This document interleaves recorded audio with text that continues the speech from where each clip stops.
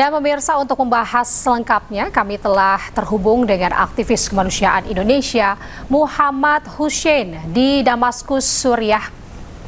Assalamualaikum, selamat siang waktu Jakarta, Mas Hussein. Waalaikumsalam, selamat pagi waktu Damaskus, Suriah, Mbak Vina. Baik, Mas Hussein, ini saat ini kan kabarnya ada 9 orang relawan Global Smooth Flotilla yang diculik nih, Mas, oleh tentara Israel. Apakah ada perkembangan terbaru soal di mana mereka, lokasinya saat ini, titiknya ada di mana? Sudah ada info, Mas?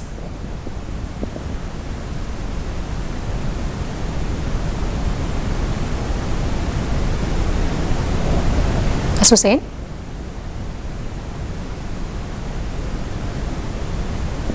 Ya, terganggu gak sih ini? Cek. Suara saya jelas, terdengar? Iya, Mas Hussein. Tadi saya sampaikan, Mas Hussein. Ya. Bisa terdengar jelas suara saya, Mas? Iya, jelas terdengar, baik.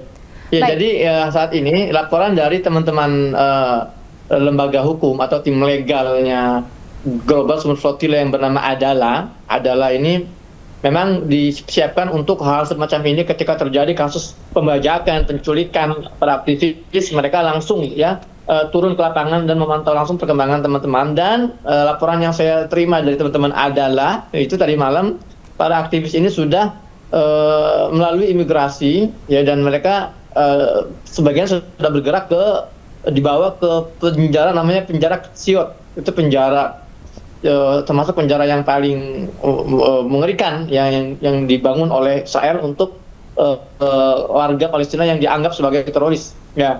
Artinya itu adalah penjara teroris sebagai Israel.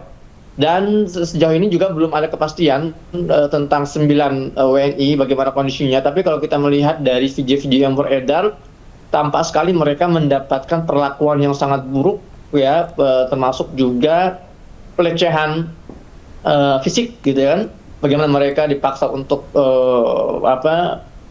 bersujud dengan tangan terikat di belakang. Itu kan perlakuan yang biasa dilakukan oleh tentara Amerika di penjara Guantanamo itu kan, yang mentarget para teroris. Artinya dan itu dipublikasi secara masif oleh media-media Israel untuk menunjukkan kepada dunia seolah-olah ya para aktivis ini adalah teroris. Dan ini framing yang sangat jelas bahwa mereka ini adalah dianggap sebagai penjahat dan pendukung atau supporter mereka yang dianggap teroris oleh Zionis Israel. Maka dari itu apakah mereka akan dibebaskan kapan, itu kita masih belum tahu. Kita bisa terus membangun komunikasi intens ya, teman-teman Global Peace Convoy Indonesia, terus komunikasi intens dengan GSF dan tim legalnya untuk terus memantau bagaimana perkembangan terbaru seluruh aktivis termasuk WNI yang berada dalam barisan para aktivis tersebut. Baik, Mas Hussein, itu kan artinya kondisi saat ini 9 WNI dan juga aktivis yang lainnya yang ikut turut disandra itu dalam kondisi yang tidak baik-baik saja. Apalagi tadi juga Anda sampaikan bahwa mereka ini infonya dibawa ke penjara yang paling buruk begitu ya di Israel. Betul, ya, gitu, betul. Mas Hussein? Kita sudah antisipasi itu semua. Mereka memang sudah memahami risikonya.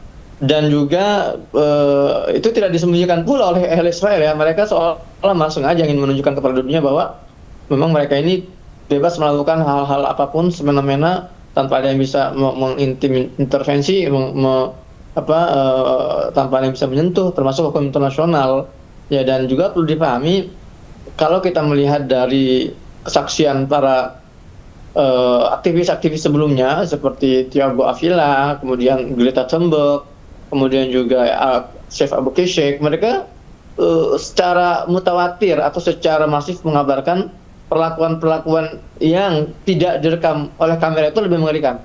Ya, kalau kita melihat Israel aja berani mengupload, memposting perlakuan tidak manusiawi, ya. Artinya ada hal-hal yang lebih tidak manusiawi sebetulnya terjadi. Tapi kita harap itu tidak dirasakan oleh para aktivis kita. Kita berharap itu semua.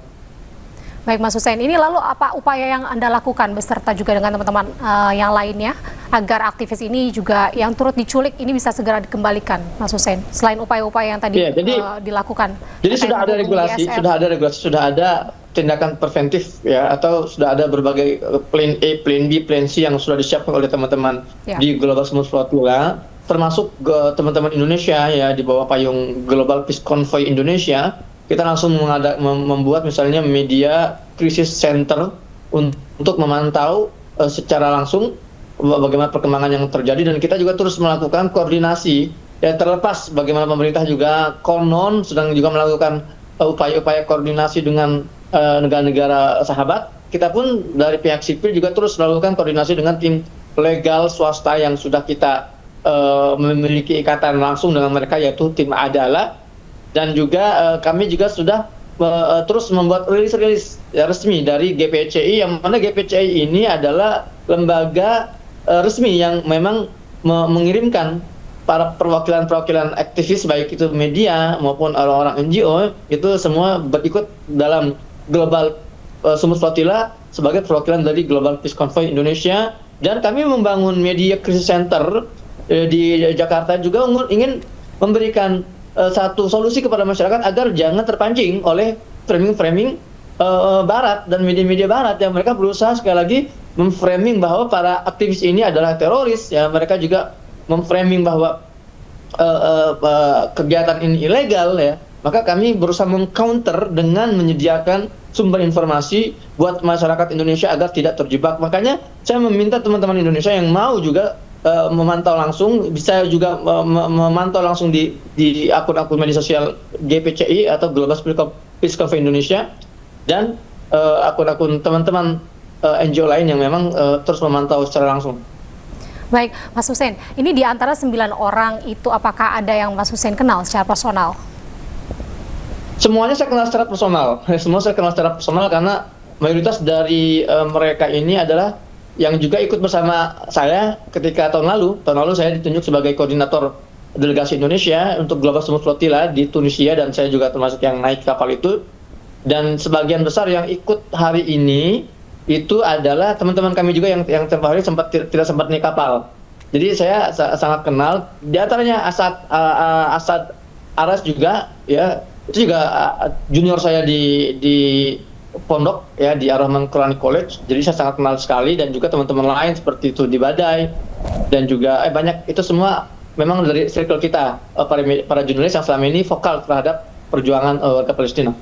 Baik, Mas Hussein, ini kan seperti yang kita ketahui bahwa teman-teman saat ini yang disandra ini, mereka berarti tentunya sudah mengetahui ya bahwa ini adalah salah satu konsekuensi bahaya yang memang akan dihadapi begitu loh, salah satunya oleh para relawan ketika melewati laut internasional ini sendiri.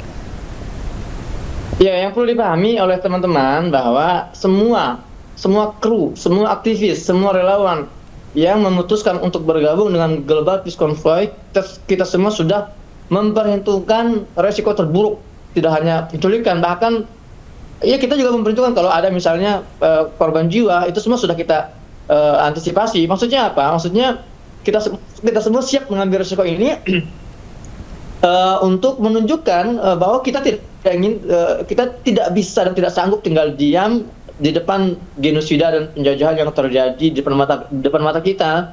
Dan pesannya adalah bahwa apapun yang terjadi, hal paling buruk yang terjadi dengan teman-teman GSF yang berlayar melintasi samudra menghadapi tentara Zionis yang paling jahat itu, apapun hal terburuk yang menimpa kami tidak mungkin lebih buruk dari apa yang telah menimpa saudara kami di Gaza, Palestina, yang mereka hidup dalam genosida dalam 3 tahun terakhir. Itulah akhirnya yang membuat teman-teman ini semangat dan optimis dan memiliki keteguhan. Makanya pelayaran ini disebut Global Sumut. Sumut itu bahasa Arab artinya keteguhan atau steadfastness, ya, resilience. Nah, makanya dari itu, ya, ini semua energi yang kami dapat dari Gaza, dan ini semua adalah keberanian yang telah kami serap dan kami pelajari selama 3 tahun terakhir dari anak-anak Gaza yang tanpa ragu, tanpa takut, tanpa tidak ada kata menyerah melawan penjajahan Zionis Israel. Baik, Mas Hussein, itu artinya kan dengan apa yang terjadi saat ini secara mental dan juga psikis, teman-teman relawan ini memang sudah siap begitu ya untuk menghadapi segala konsekuensi yang akan terjadi di lapangan ya, Mas? Iya, betul sekali. Secara psikologi mereka adalah orang yang pemberani. Kita tidak bicara momen ketika mereka diculik atau dibajak, ya, tapi momen ketika mereka mendaftar itu bukan hal mudah. Kalau tidak ada keberanian dan tidak ada keikhlasan di situ, saya nggak yakin orang berani untuk mendaftar, ya, dengan segala risiko yang mereka ketahui pasti terjadi gitu kan. Nah, tapi sekali lagi pesannya adalah bahwa teman-teman kami pun sadar kalau terjadi intercept atau terjadi pembajakan, fokus kalian jangan pada kami, tapi pada tujuan kami, yaitu apa? Gaza.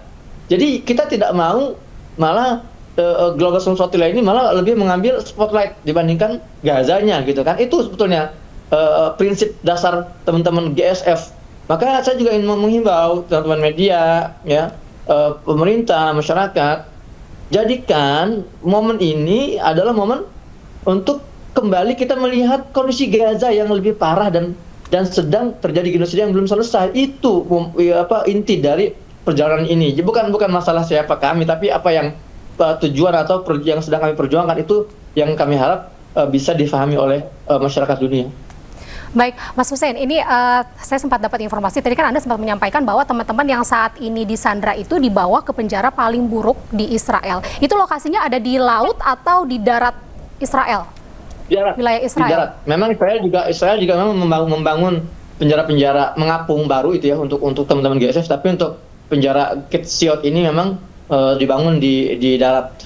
Di darat. Baik Mas, karena informasi sebelumnya itu sempat saya dapatkan bahwa teman-teman yang pernah berhasil ataupun keluar setelah disandra itu berhasil selamat, juga kondisinya adalah bentuknya kontainer-kontainer di tengah laut, Mas, di atas kapal.